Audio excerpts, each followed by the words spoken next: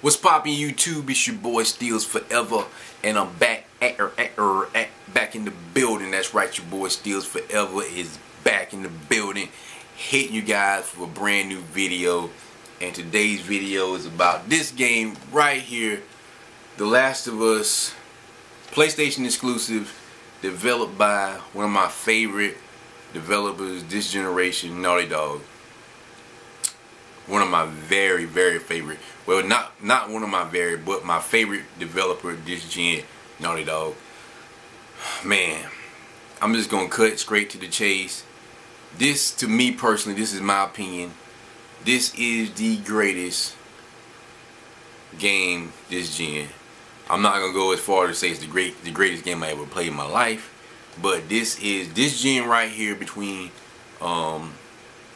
360, PlayStation 3, and my limited time of playing on the PC. This is by far the greatest game that I have played this gen. Where should I start, man? Graphic wise, this game right here is superb.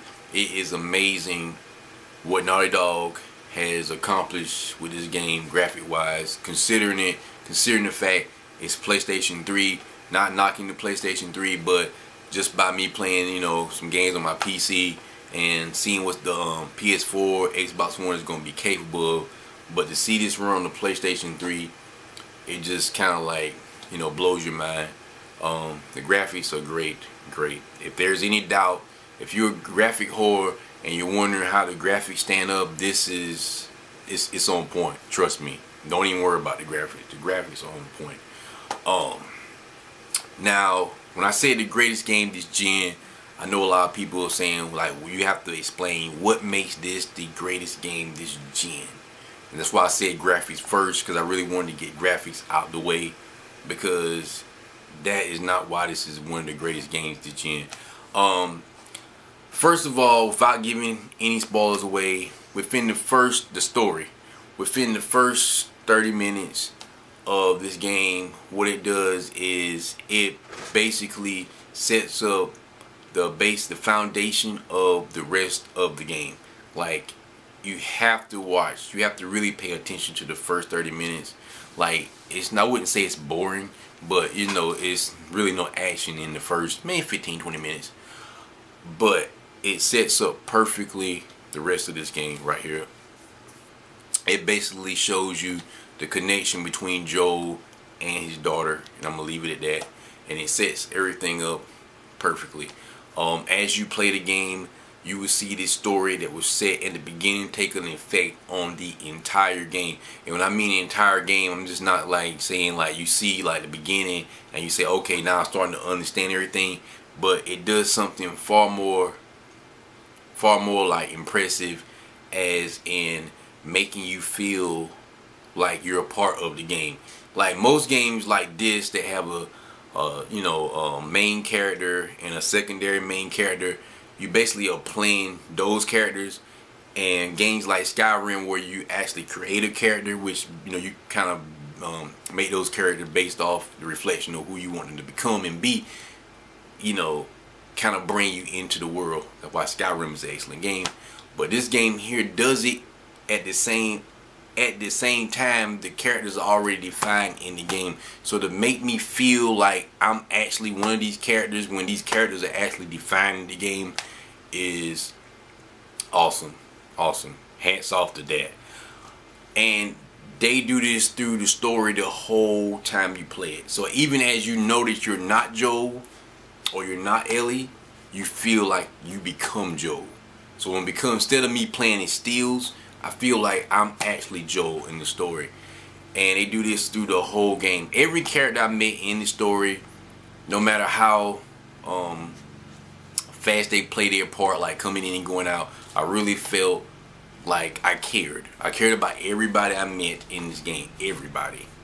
Like, to a point where I would just stop and listen to what they was having to say, like watching their mannerisms, like even thinking in the back of my head, like, should I keep my eye on them and things like that. So the story is the greatest part of this game, or at least one of the greatest parts of this game. Now, along with the story, you have the voice acting. The voice acting in this game is the best I have ever heard in a game, period. This is some great voice acting. So much so that you can feel the emotions of the characters in the voice to a point where nothing feels forced, but it comes off realistic in the sense of I care. Like, I'm watching it on the screen like, oh man, but it never seems forced though, because in most cases, you can just add a little more to your voice, a little more aggressive, be a little bit more aggressive in your tones, and you can get a point across. But in some games, it comes off a little bit too, like, you would say like, okay, they're trying. This here, it never feels that way. It feels 100% natural. It feels 100% believable, and it connects to you emotionally through your ears. So not only does the story grab you, your interest, and keeps it and develops with you, the gamer, but the actual voice acting basically resonates with your ears, that really affects your emotions through the audio, which is great. And the soundtrack is on par too. The biggest seller to this, maybe even a little bit more so than the story and the voice acting and everything, is the environment. The aura of this game is one of the best, if not best, that I have ever seen in any game, period.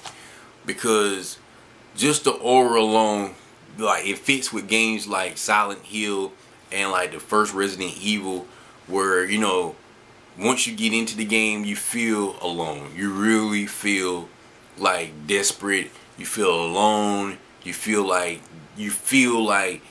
I don't know if I'm gonna make it. I don't know if I'm gonna get to the next board, if I'm dying. And then it creates this sense where you feel like if you die, you're dying for real. Even though you can continue and do it again, you just have this feeling like I don't want to die, which they accomplished by the story and everything else. But the theme, the overall environment to this game basically nails it home. Like, you know what I'm saying? Like, I found myself, like, by like 3-4 hours, maybe 5 hours in, I felt myself crouching 85% of the time. Like, making sure my flashlight was cut off, even when it didn't need to necessarily be cut off. I just felt like it was a necessity, to do that, because it was better to be safe than sorry. So I'm crouching. I'm right at the corner of walls, kind of like skewing the camera angle so I can kind of peek to see what's down the hall. I'm up against the wall, listening to see, can I hear, the infected, or could I hear tickers? Just kind of like just checking out the whole environment, because I felt like it was a necessity for me to do it based off of them drawing me so into the game. Whew. Also, I'm gonna touch on how this affects the crafting system. Like, based off you feeling this way, it makes you also feel like you need to check out every inch of every part of the board or map or wherever you're, the environment that you're in. You always second guessing yourself that you missed something, because getting ammo, bricks, bottles, materials, anything that you can scavenge, you feel like you need to have it. You feel like if you miss something, that it could be the difference between living and dying, or having to do something real stupid that you really know that's going to cause you to use up a lot of your inventory. And that's something that you really don't want to do. Every battle or fight that you're into, it makes you sit there and think. So you may run across some guys or some infected and they haven't spotted you yet. I found myself just kind of sitting there watching them, watching their movements, where they would go, their mannerisms, and then thinking about what was the best way to actually address the situation. I also found myself like not crafting all my materials, because I wanted to save some, just so when I'm sitting there watching them, that I could craft something on the spot that I may not have had to just basically use specifically for this specific situation. That's how, this is how deep this game pulls you in. That, like I said before early on, that you become Joe, not Noah. You become Joe. You become the character. There's certain parts where I felt like I was terrified, not scared in the sense of being terrified, but just on the edge of my seat, like where there's certain part where it's dark and you got a flashlight, but since the spores are around you, they're very reflective to this flashlight, so it basically makes the flashlight even more dimmer, so you can't really see as well. So your visibility is down real low, and that just the little small things like that, and the sounds in the background getting closer, and you can hear them from the right side or left side or wherever they're at, or just the bandits are actually talking, really make you feel like, where they at. I need to know where they at. I need to know where they at. What do I do? Do I shoot them? If I shoot them, they're just gonna set off the alarm, or if they're gonna hear it and it's gonna draw more to me, and I'm gonna be screwed, because even if I do survive it, like I said before, you're gonna use too much inventory, and it's gonna make it extremely hard to play some of the next stages, because you work so hard just gathering and stuff. So you really safeguard the things that you have, which goes hand in hand perfectly based off the base of the concept of the game. It is The Last of Us. It is post-apocalyptic, the end of the world basically, and you should feel that way. Even when you meet some of the bandits, how they're after to get you just to steal your inventory and merchandise, and it kind of gives you to feel like you can't trust anybody at all. Wow. Great game, man. I'm telling you, great damn game. I'm going to touch into the multiplayer because this is getting a little bit drawn out, and I don't want to draw it out too long, but I really just love this game. The multiplayer. Listen, developers. I know I read an article where the guy said this is in fact the best multiplayer ever. This basically the best multiplayer ever. Now I wouldn't go as far to say it's the best multiplayer, but what I will say is that developers, publishers, future developers and publishers, take note. This is how you make multiplayer. The multiplayer in The Last of Us is based off the game itself. The game itself. And what I mean by that is that if you play the story first, that the multiplayer is basically the same thing brought to being online, and so you basically recognize the multiplayer from the story, because you become the Fireflies, or you become like, you feel like, okay, they're the bandits and I'm the Fireflies, or I'm the bandit and they're the Fireflies, and basically we're trying to go out here in the middle of the day or late at night. We're trying to scavenge for inventory, for parts and things, but we're not the only ones, and we're not cool with them. So basically they're gonna try to kill us to take what we have and find the rest of the stuff on that multiplayer map. And this translates so well in this game because of what the game is in fact in single player. And basically I feel that all games should be that way. Like, that's why a lot of multiplayer games feel tacked on, because of the fact they don't do that. They just go find some multiplayer they think that fits the game the best, and it's real popular, and tack it on to the game. Whereas this multiplayer has been actually designed for this game. And I think a lot of developers and publishers need to take note to this. Like, when you're designing multiplayer, make it based off the actual game itself. Like, it should feel like you're playing the single player game itself. And the Last of Us multiplayer hits this dead on. Even when you're doing the little daily challenges and weekly challenges and things, they all relate to the same thing that was going on in The Last of Us. Maybe not so much in the forefront of the story, but in the background of the story that was surrounding you, you understand, like, okay, this is what's going on around me. This is why the bandits was attacking me. Basically, the multiplayer. This is what's going on. And it translates perfectly. Is it the best multiplayer I ever played? Nah, not necessarily that, but it is probably the best multiplayer I played based off the design of how well it relates to the campaign itself. And I think a lot of developers need to take notice to that, because that, in fact, is flawlessly done here. At the end of it all, this game to me is definitely almost basically flawless in my eyes. I would give it a definitely 10 out of 10. If you own a PlayStation 3 you have no excuse unless you just don't have the money right now. But if you have the money, you have no excuse not to own this game here. This is the game to own if you have a PlayStation 3. It is definitely, like I said, personally, my game of this gen right here, hands down, best game I played this gen. PC, 360, Wii U, all that stuff, hands down, nothing beats this.